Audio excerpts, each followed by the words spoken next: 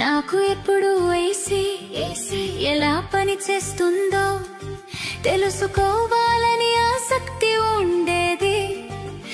అది కేవలం చల్లని గాలిని నేరుగా బయటకు ఊదదు అని తెలిసింది.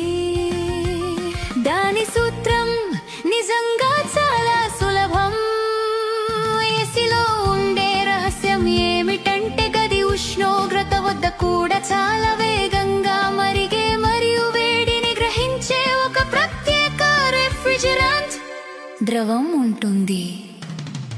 ఈ మొత్తం ప్రక్రియ ఈ రిఫ్రిజిరెంట్ ద్రవాన్ని నిరంతరంగా రీసైక్లింగ్ చేసే ఒక చక్రం.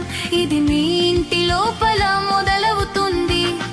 ఇక్కడ 7 డిగ్రీల వద్ద ఉన్న అతి చల్లని రిఫ్రిజిరెంట్ ద్రవం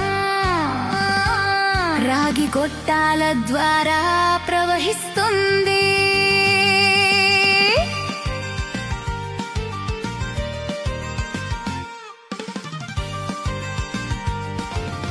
నీ గదిలోని వేడి గాలితో ఇది తాకినప్పుడు అది వేడిని గ్రహించి 30 డిగ్రీల వాయువుగా ఆవిరైపోతుంది.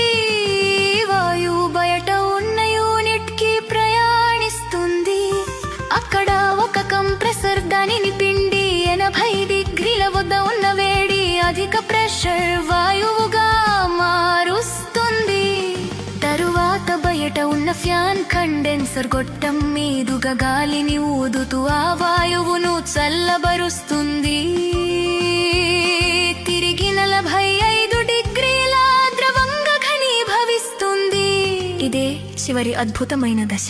ఆ ద్రవాన్ని ఒక చిన్న ఎక్స్పాన్షన్ వాల్వే ద్వారా బలంగా స్క్వీజ్ అయ్యుతుంది. ఇది తక్షణమే ప్రెషర్ తగ్గడానికి కారణమవుతుంది.